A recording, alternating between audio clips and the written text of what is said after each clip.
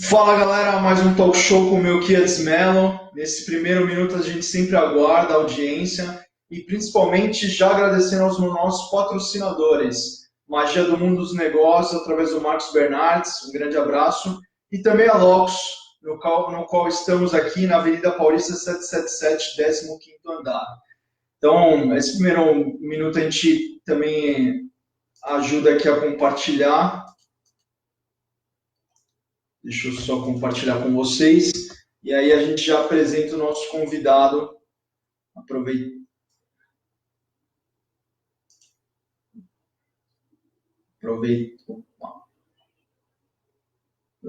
aí que vocês já estão se conectando nesse primeiro momento.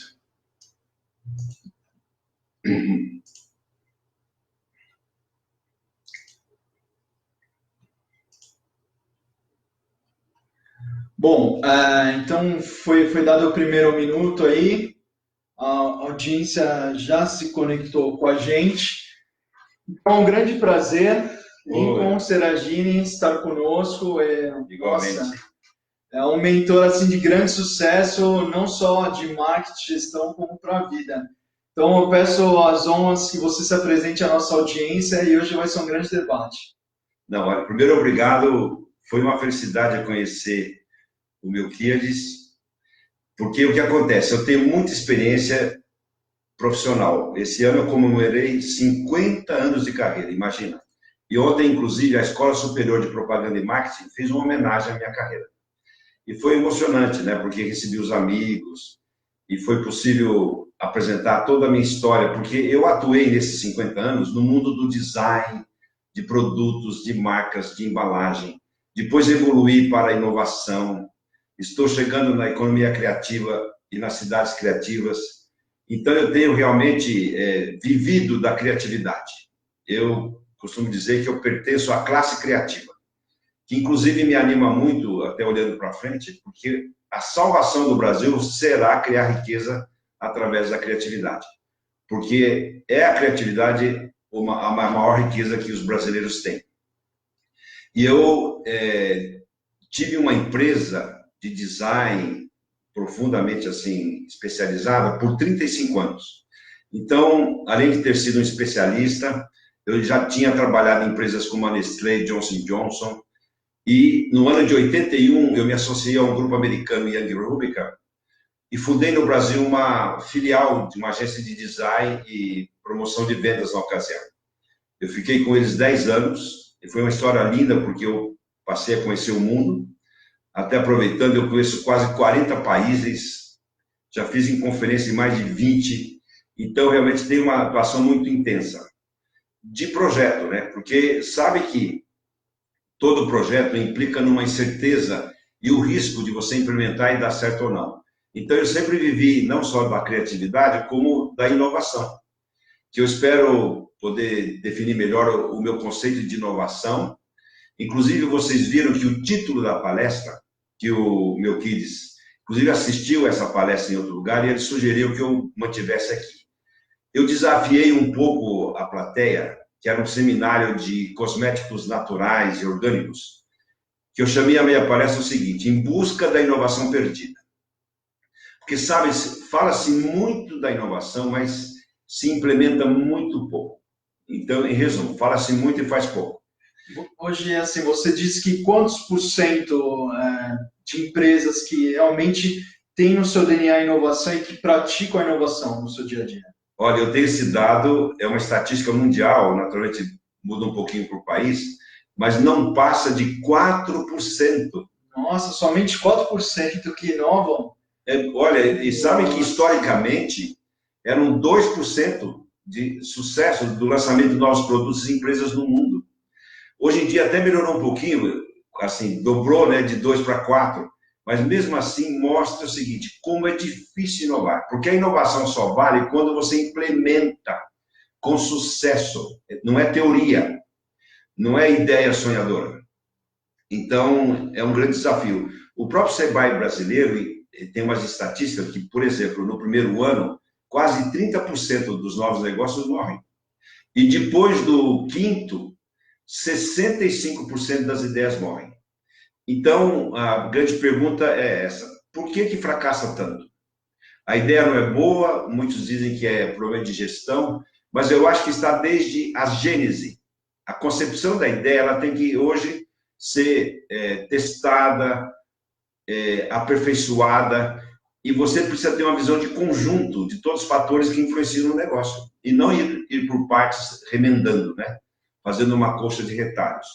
Porque, ao mesmo tempo que é simples entender o processo criativo, porque eu entendo o seguinte: para você chegar no lançamento de uma ideia, você tem que passar por 3 etapas. A primeira etapa é da criatividade, porque é da criatividade que vêm as ideias. E de onde vem a criatividade? Vem do cérebro humano, que é grátis, né? Por isso que eu sempre afirmo que a maior riqueza do ser humano é a sua capacidade criativa, que muitos não usam bem.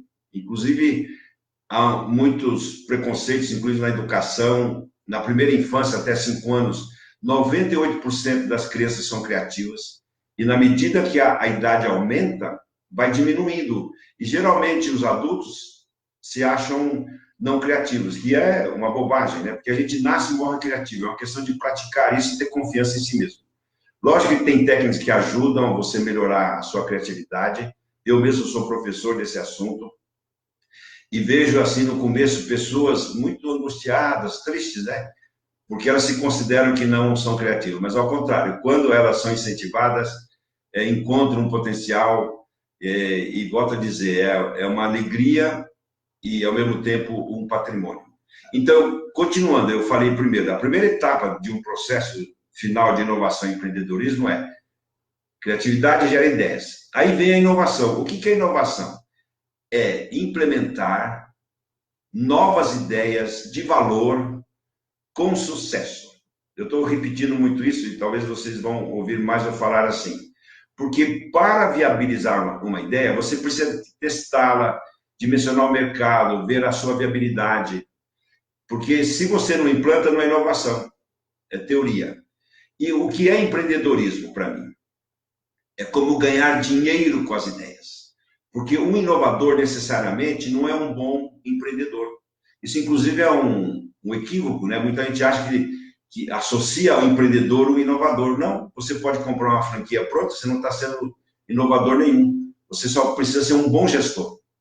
Porque para criar um negócio do zero, aí sim que é o maior desafio.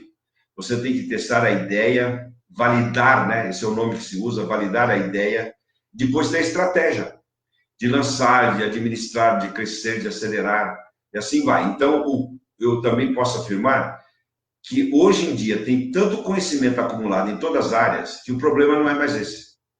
A questão é você conseguir elaborar a sua própria estratégia, contando com a ajuda de especialistas. Eu mesmo, olha, eu já participei de mais de 500 lançamentos de novos produtos e empresas. Por exemplo, embalagem, vocês vão até dar risada de mim, e não é mentira. Em 50 anos de carreira, eu já administrei mais de 20 mil desenhos de embalagem. Eu sou o maior embrulhão vivo do Brasil, com certeza. Muito bem, eu falei assim para descontrair um pouco, mas eu tenho muita experiência. Eu já consegui participar de mudanças, de redesign de marcas e produtos das principais empresas brasileiras. Sim. É só para pegar um gancho aqui para a nossa audiência ficar bem atenta do que realmente a gente precisa transmitir. Então, assim, quando a gente fala de criatividade, principalmente, vamos partir para o princípio, né?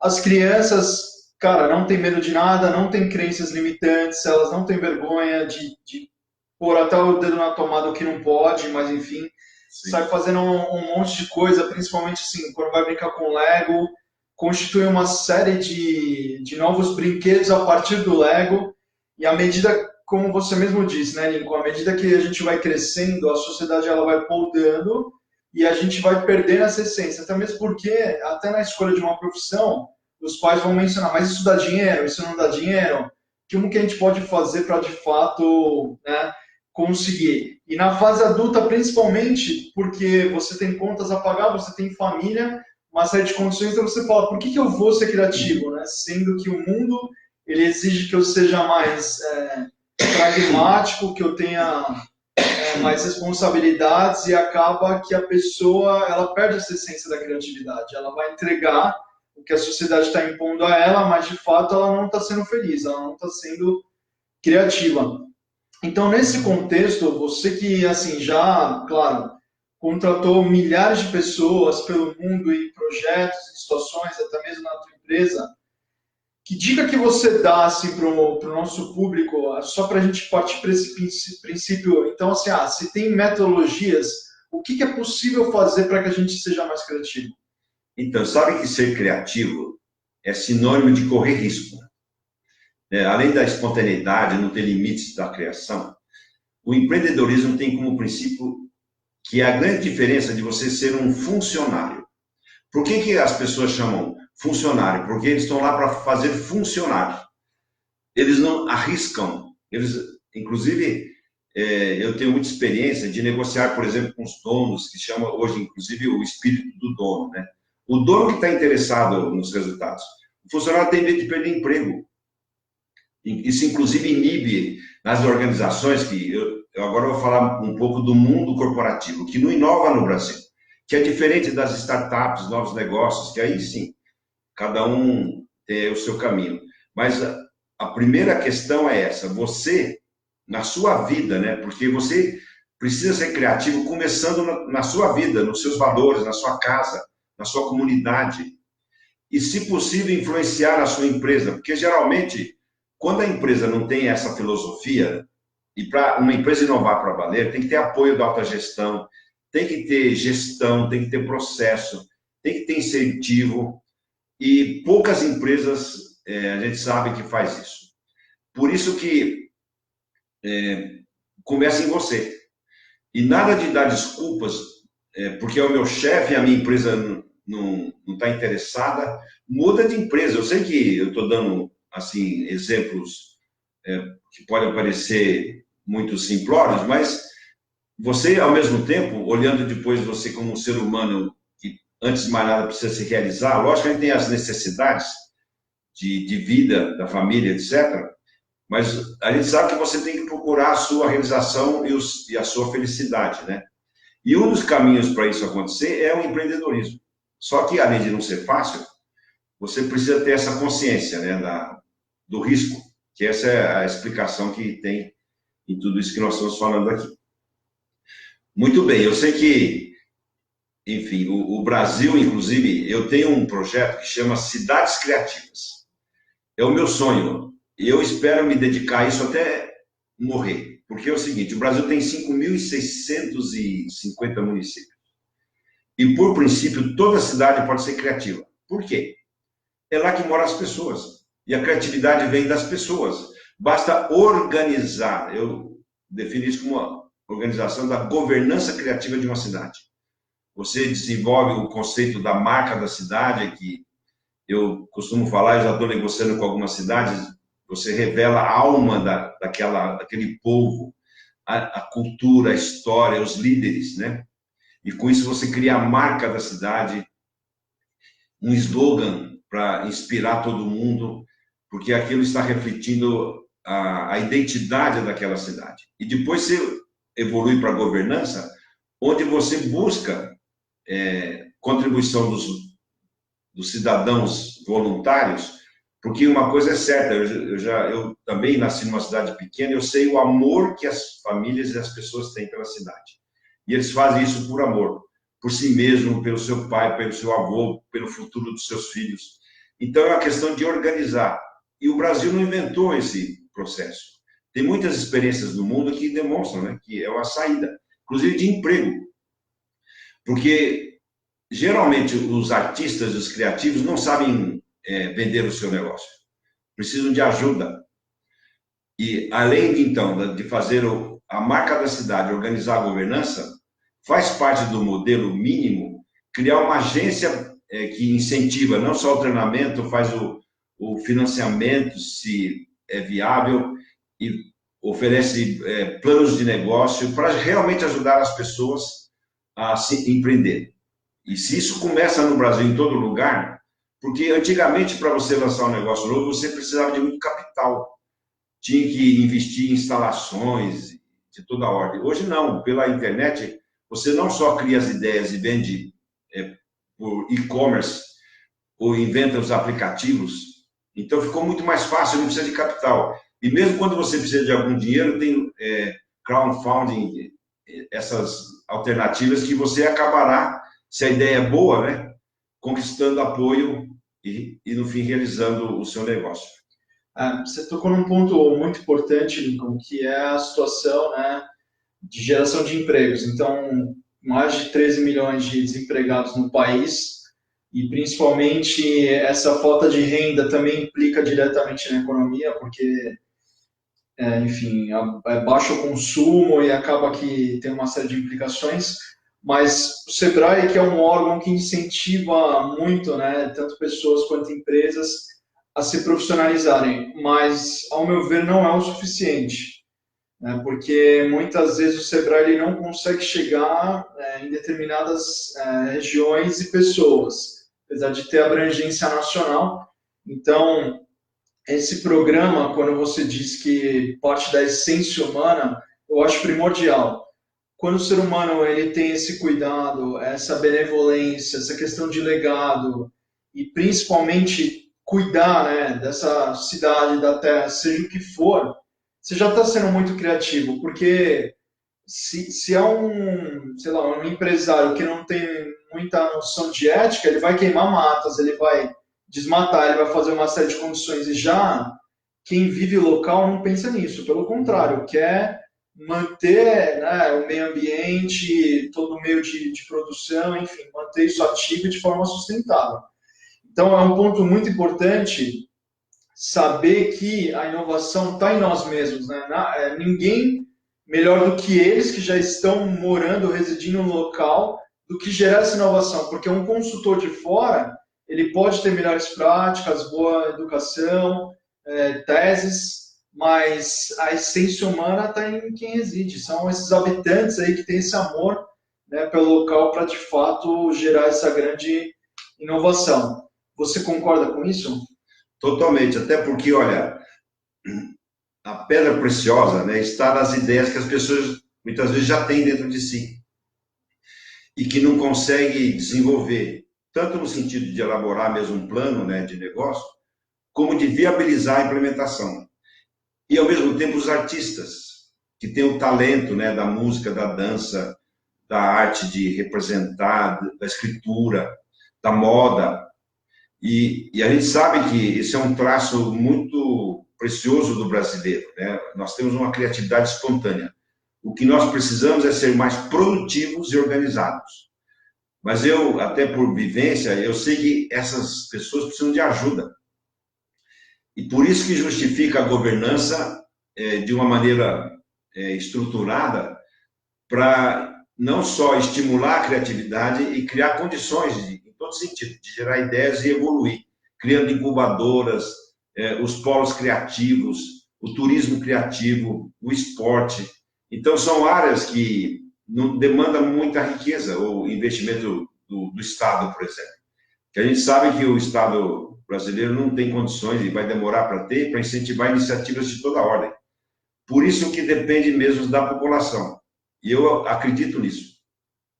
Eu já conheço esse assunto há uns 10 anos, já tenho debatido, tem outras pessoas importantes do Brasil que também apresentam as ideias, mas o que acontece? Muita gente conhece e aprendeu que existe essa técnica importante, mas poucas cidades, de fato, implementaram um programa.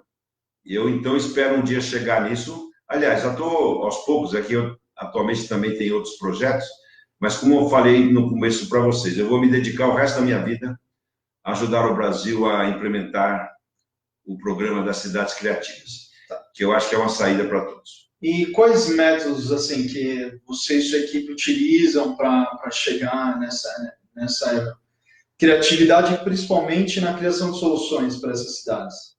Não, primeiro, imagina aquele, inclusive, para estabelecer a governança, você cria um conselho, que tem um líder que, inclusive, faz um planejamento estratégico de metas e de áreas de oportunidade. Então, você primeiro descobre a vocação e os talentos que existem no local. você faz um inventário artístico dos museus, das escolas de dança, etc. Quando você levanta todo esse acervo, você começa a atrair pessoas. Por exemplo, numa das cidades, que eu não posso ainda revelar, era uma cidade que tradicionalmente tinha muitas linhas de trem de ferro. E eu, visitando a cidade, encontrei vários vagões assim, no estacionamento que virou um cemitério. E eu propus uma ideia de restaurar esses vagões e instalar nas praças, criando uma estação criativa, que seria um ponto de encontro. Porque esse ponto de encontro, que eu acho que é o principal fator de você estimular a criatividade, é as pessoas se encontrarem, se conhecerem, tanto para shows, eventos. Você pode fazer lá, como naquela cidade, uma empresa ia fazer o museu da sua história, o outro ia fazer uma escola de culinária, o outro ia dar aulas de criatividade. Enfim, você começa a criar um local onde as pessoas se reúnem e, ao mesmo tempo, aquela agência de promoção dos negócios e planejamento ficaria ali também.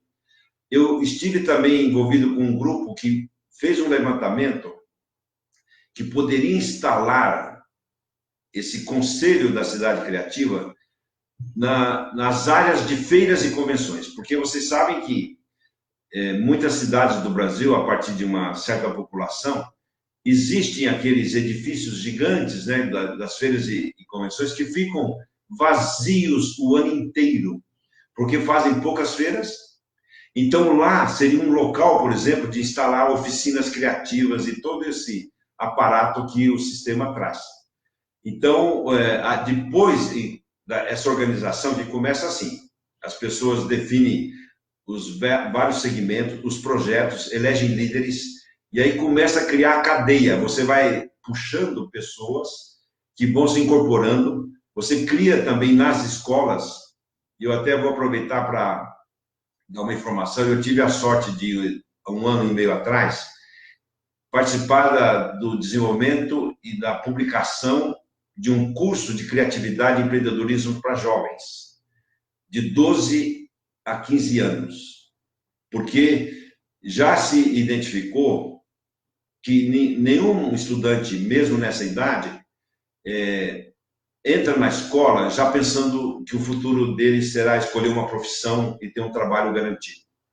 Por isso que ensinar criatividade e essa independência da pessoa, idealizar o próprio negócio e implementar, deve começar nessa faixa de idade. Isso é, para mim, a maior revolução da educação, porque a educação precisa formar o indivíduo, o cidadão, né, os seus valores, e ter cultura geral, sem dúvida. A gente tem que civilizar as pessoas. Mas esse outro capítulo, que é como preparar para o mundo do trabalho e uma profissão, essa é a deficiência. Por isso que o empreendedorismo, que é o nome genérico que se dá da iniciativa da pessoa gerar as próprias ideias e implementá-las, é a saída, né? Então, eu espero mesmo e vou me dedicar muito a que isso aconteça. Alguns países, por exemplo, como Portugal, eu me lembro, eu visitei Portugal numa época que eles eram considerados o país mais atrasado da Europa. E hoje em dia, vocês estão vendo o movimento, está sendo considerado a capital da criatividade e da economia criativa da Europa. Porque eles, antes do Brasil, criaram escolas e treinamento para profissionais da economia criativa. Tem prêmios de cidades criativas. É tão lindo, né? Porque a criatividade, ela está no ar. E é só organizar e gerenciar bem. Então, eu tenho esperança de que isso cresça, né, daqui para frente, porque seria uma saída assim, muito elegante e valiosa para nós brasileiros. Nesse momento, concordo 100% contigo. Nós temos grandes talentos, muitas vezes perdemos para o exterior, porque essas pessoas às vezes veem melhores condições em outros países, em virtude de pesquisa, desenvolvimento, até estrutura, né, pensar em qualidade de vida, mas eu acho um equívoco também a gente perder tantos brasileiros para o exterior, né?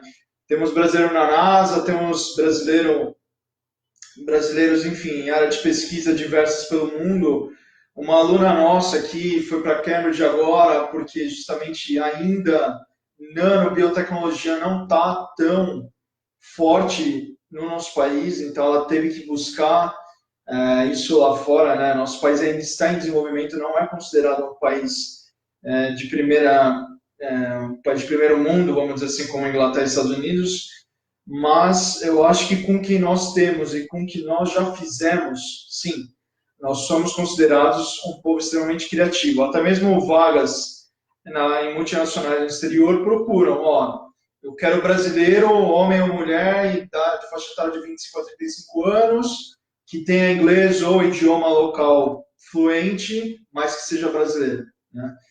Então, eu acho que a gente tem que se orgulhar, sim, até quando você pega na sua área, né?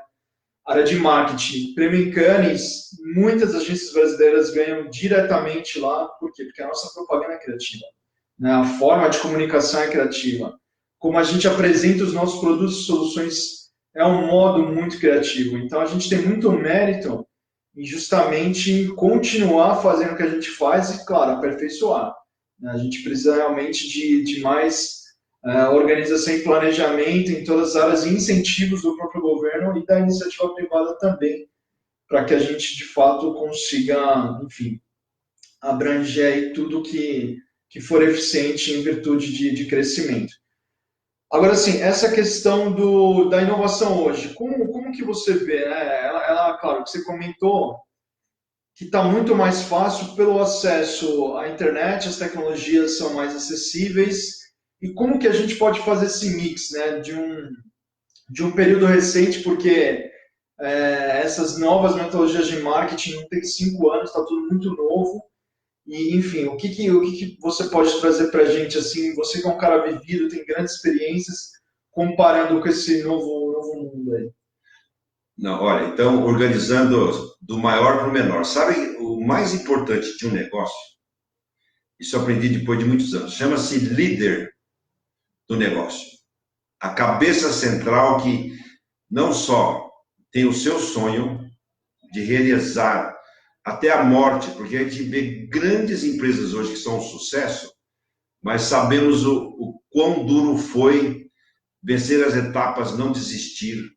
Então, é o líder que é o primeiro pilar e o baluarte de qualquer negócio. A partir da visão do líder, inclusive a ideia que ele tem do próprio negócio e depois da equipe que ele forma, então na sequência, precisa ter um líder que tem uma ideia que ele acredita, depois uma equipe, talvez no início não, mas ele pode, nesse ponto que eu recomendei, que você busque especialistas que formam um time que permita a você prever e elaborar as melhores estratégias em todas as áreas. Porque o grande problema de qualquer empreendimento é você ter ponto fraco.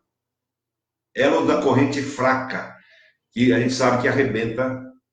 Você tem tudo pronto, lançou, mas aí o produto não é entregue, a logística, ou, enfim, o sistema não está preparado, você não atende a demanda. Então, é um desafio, mas o que se espera hoje é que não se cometa erros primários, né?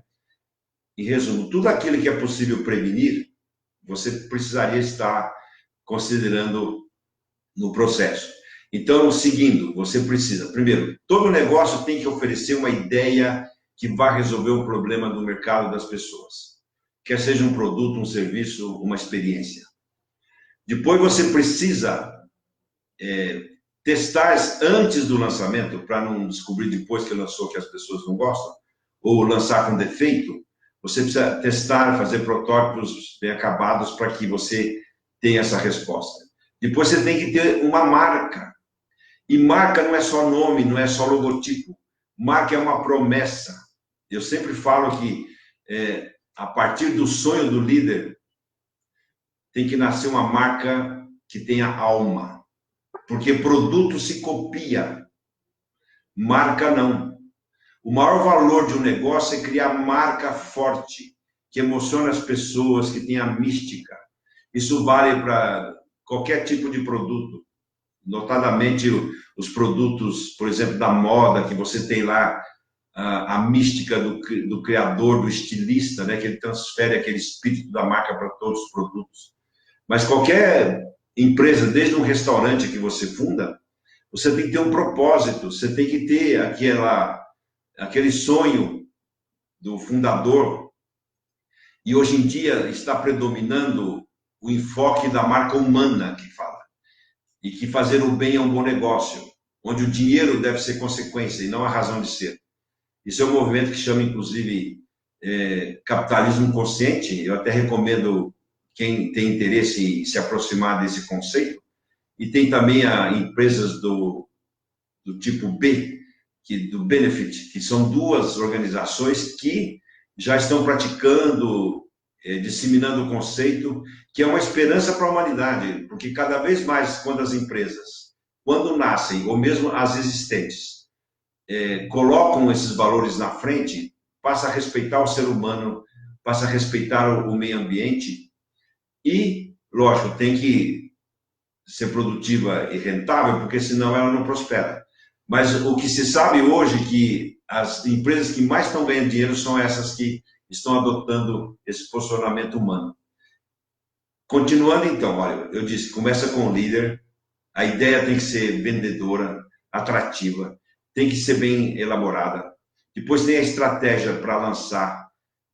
Ao mesmo tempo, tudo na vida, para nascer e crescer, você precisa promover, divulgar. Por isso que vem o marketing e vem a promoção. E antigamente, além de precisar investir em instalações, que era um capital grande, as empresas também, para lançar um produto no mercado, tinham que investir em publicidade.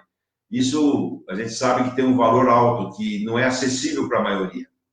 E as redes sociais e o marketing digital substituiu isso. E começa você entendendo exatamente qual é o público-alvo, porque a principal definição, então, depois de qual produto eu vou vender, é para quem vender. Que, inclusive, na linguagem aí dos especialistas no marketing digital, chama isso de persona. Você tem que desenvolver profundamente o perfil do seu consumidor, os seus valores, seu estilo de vida e como atendê-los de forma adequada. Não só poder aquisitivo, é estilo de vida. Após isso, você, então, organiza, tem que criar a infraestrutura para não falhar, começar pequeno, porque isso é outro conselho que todo mundo dá, e é uma lei da vida, ninguém nasce grande. Não teve uma empresa que nasceu grande. Isso, pelo menos, na história. Se você for buscar, sempre teve alguém que começou lá numa garagem, numa cozinha, ou como algumas empresas no Brasil nasceram numa lojinha pequena e foi prosperando, né? Porque uma empresa, para dar certo, ela precisa ir crescendo aos poucos. E leva isso a um conceito que eu acho lindo. Lançar uma empresa é como plantar uma árvore. Aquela ideia inicial do fundador, que eu chamo de semente, você planta, ela finca raízes, aí a raiz cresce e expande. Mesmo expandindo, a raiz continua. E a qualidade dos produtos vem da raiz. Os frutos vêm da raiz. Olha que bonito esse conceito, né? Isso nem é invenção minha, mas eu entendo que, hoje em dia, mais do que o que você vende e como você vende, é o porquê você vende. É o famoso Golden Circle, o ciclo de ouro, que tem um especialista que inventou isso. E é tão simples. Vocês, inclusive, olha, prestem atenção. Vocês, antes de qualquer ação, procurem responder a seguinte pergunta: por que eu quero entrar nesse negócio? Que leva ao propósito.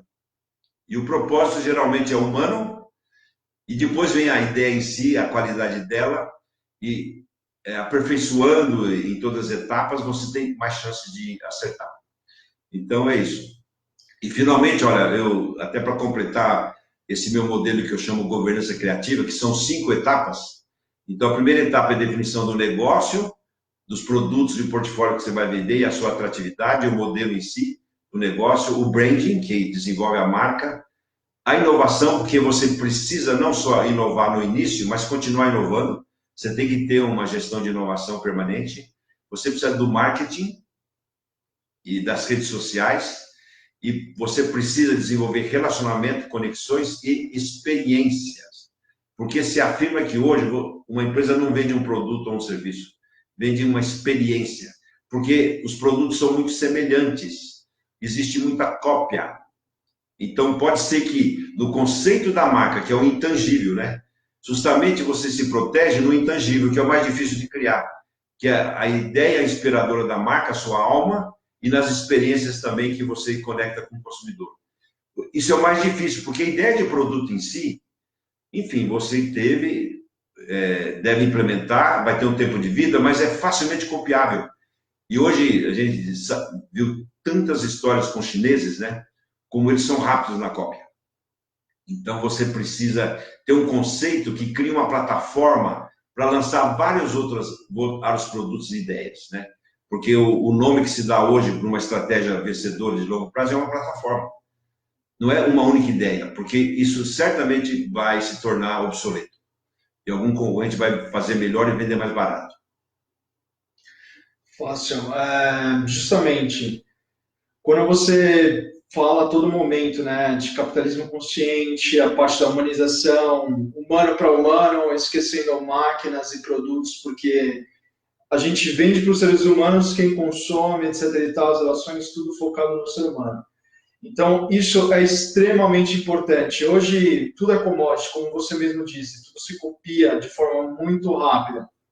Mas como que as empresas, elas se mantêm, as que se mantêm de pé, né? As que mantêm sustentáveis, é justamente esse valor. Então, você precisa capturar esse valor junto aos seus produtos, as conexões com os seus parceiros, fornecedores, a conexão emocional com o seu cliente, porque, assim, prestem muita atenção, a Amazon hoje é uma das empresas mais valiosas do mundo, né? Então, foi uma das que atingiram esse ano a marca de $1 trilhão. Quem foi a primeira a conquistar isso foi a Apple nesse ano também. Por que uma empresa tem esse valor de marca tão abrangente? A Amazon, por exemplo, ela não está só presente na sua casa quando você compra um livro, que foi o DNA dela, mas esse livro está ajudando a educar a sua criança. Inclusive, eles têm um programa de assinatura de brinquedos que, assim, então você tem um filho, uma filha, a cada faixa etária a Amazon manda novos brinquedos, você devolve os antigos e assim ela está na criação da sua criança aí. Fora outros aspectos, você pode pedir o que você quiser pela Amazon hoje, né? Todos os segmentos do mundo estão com medo da Amazon, porque ela conseguiu trazer uma forma de experiência e consumo totalmente diferenciada, direta com o seu cliente. Então, todo país que a Amazon chega com uma operação mais completa, que nem no Brasil, ela está chegando com e-commerce, ela não está fazendo propaganda, mas já está derrubando. As livrarias tradicionais estão indo à falência, as próprias editoras estão com medo, porque ela que dita os valores, né? Então, se um livro comum aqui poderia chegar a você a R$45, um livro básico, não vamos falar que às vezes tem publicações de medicina que são muito mais caras e outros livros de arte, etc. e tal. Mas no convencional, R$40 um livro em média, vai, 35, 40 reais. Ela consegue muitas vezes 50% desse valor ou até menos em promoções. E esse livro chega na sua casa de forma muito mais rápida, porque se você fosse até uma livraria, você iria gastar com estacionamento, você iria fazer um lanche lá próximo, você iria gastar com essa janta, com esse lanche.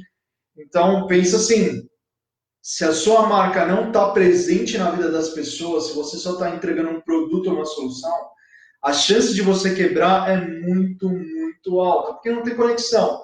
Se você está no mar vermelho, que é só produto, então o mais barato vai sempre vencer. Você tem que estabelecer essa conexão. Muito bem dito aqui pelo Lincoln, os fundadores, as fundadoras, eles transmitem esses valores nas marcas, né? Então, mesmo o Steve Jobs tendo morrido, cara, ninguém para de consumir a Apple, em grande parte por causa dele. Eu sou um cara que não pode consumir Apple pelo Steve Jobs, né? Porque muitas vezes a Samsung, até copiando, ela consegue trazer um pouco melhor a tecnologia. Mas eu prefiro consumir com quem de fato foi excêntrico na vida, extremamente criativo e revolucionou a tecnologia, a forma como nós nos comunicamos e tudo. Isso foi feito pela equipe do Steve Jobs, não só ele, claro, com certeza, mas ele traz esses princípios todos. Bom, Então tem uma perguntinha para nós e a gente já vai partindo para os finais. O Jorge Eduardo pergunta: qual é a melhor ferramenta de branding? É o cliente ou algum produto tecnológico? O que você acha, meu amigo? É o cliente, porque a marca vem do sonho do fundador, a menos que o cliente seja o consumidor, né? Porque, então, só para separar, então, o que eu estou defendendo é o seguinte: quando existe a fundação da empresa, ela nasceu do sonho de uma pessoa. E quando dá certo, porque tão difícil dar certo, depois é continuar dando certo. Por isso que você tem que ter uma gestão competente permanentemente. Mas o branding, que é filosofia, é propósito, são valores, é visão, é da pessoa. Porque produto ou tecnologia é impessoal, é frio e não pertence a ninguém. Porque, volto a dizer, o que realmente protege o seu negócio é a propriedade da alma da sua marca, que é exclusiva. E eu, inclusive, quando eu apresento aulas sobre a evolução da marca, toda marca que nasce, no começo ela pode ser até mais racional, que chama a etapa dos atributos. Você explica as vantagens, os benefícios, a qualidade, a conveniência que um produto possa ter. Porque pensa o seguinte: para existir uma empresa, você tem que conseguir lançar um produto que alguém compre. Então, o maior desafio de toda empresa do mundo é vender a primeira vez e depois repetir a venda o resto da vida, que é muito difícil. Então, começa assim: eu vendi a primeira vez, as pessoas gostaram, cresceu, aí vem os concorrentes e começam a imitar. Como é que você muda e evolui? Então, a marca, eu vou dar os 4 estágios que uma marca tem para evoluir. Ela nasce, primeiro, racional, depois vem o sensorial, que é a estética, o design, as lojas, a beleza, as emoções sensoriais que você tem, né? Ou, enfim, o sentimento lá que uma marca provoca pelo ambiente, pela música, pelo cheiro, pela cor. Depois tem a fase da marca emocional, quando a marca vai para o coração, que poucas marcas chegam nesse estágio. E o último estágio hoje em dia, que inclusive explica essa questão da marca humana, e que é uma esperança que eu acho para nós todos, é a marca espiritual. Então, vou repetir, olha: racional, sensorial, emocional e espiritual. Quando chega no espiritual, que é o auge, a gente não vê mais as pessoas como um consumidor ou um cliente, vê como um ser humano. É aí que muda tudo. Então, os valores passam a respeitar as pessoas, tanto para quem trabalha com você, para a comunidade, para o mundo, né? E essa é a tendência e para onde caminha, dizendo assim, a humanidade, né? Tá bem? Perfeito. Então, a Elaine Julião, ela conclui aqui que nós temos que ter fãs, né, em nosso negócio e que é necessário criar uma relação de proximidade com o público, né? Eles precisam se sentir parte do negócio. A Elaine, em especial, ela tem a Empreenda Revista. Então, assim, eles já estão ganhando grande notoriedade pelo número de exemplares, as cidades que eles estão atuando, e tem crescido de forma exponencial, porque essa revista, ela tem, claro que por o próprio título de empreendedorismo, inovação, gestão, né, são tópicos muito relevantes, mas principalmente assim das histórias dessas marcas e fundadores, né? Então, ela já teve capas como o próprio Rick Chester agora, que fala do Pega Visão, ele tem um vínculo muito emocional com as pessoas e com a marca. Inclusive o Santander agora o contratou para fazer propaganda, né, e popularizar todas as maquininhas aí, porque é um grande player. E não só isso, né? Fundadora, Zena Hickman também já foi capa deles. Então, a Elaine, com pouco investimento, até ela fez um risco para fundar a empresa dela, né, para ter esse início. Ela soube trazer esse engajamento que está cada vez maior. Então, as pessoas, elas querem fazer o download dessas revistas e, principalmente, ter o físico. Tem muitas pessoas que, mesmo tendo acesso online, elas não querem. Elas falam: eu quero ter o físico. Então, parabéns, Elaine, Empreenda a Revista aí, por todo o crescimento de vocês. Eu acho que por hoje, assim, o nosso recado era mais esse, né? Falamos sobre diversos aspectos aí para melhorar o seu negócio e principalmente buscar essa inovação centrada no ser humano. E eu peço ao nosso professor Lincoln aí uma última mensagem que você queira transmitir aos nossos ouvintes aí, e fique à vontade. Não, olha, a mensagem é simples. O Brasil vai precisar da nossa coragem e iniciativa, né, e da nossa criatividade para começarmos a mudar nosso estado de espírito aí que está tão abalado, né, ultimamente. Os políticos conseguiram realmente destruir o país e a esperança somos nós. E, acima de tudo, usar a nossa capacidade criativa de criar negócios e riqueza, né, para o bem de todos. Isso que eu desejo e espero um dia até encontrá-los em alguma cidade aí do Brasil para a gente começar a, enfim, cada vez mais implementar essa ideia que eu acho que é uma grande saída para todos. Obrigado e parabéns aí. E vamos ver, né? Porque agora também a gente está em parceria e a nossa rede vai ficar em comunhão. Então, muitos de vocês vão nos ver aí atuando em grandes projetos pelo país e tenho convicção que vocês podem contribuir junto conosco para um progresso do Brasil, e não só do Brasil, da humanidade, né? Porque antes de país e muros e constituições, a gente fala de pessoas e cidadãos. Correto? Nós sabem que, olha, o design, que é a grande ferramenta do século XXI, eu, inclusive, me lembro quando virou o milênio, eu fazia uma conferência dizendo que o século XXI seria o século do design.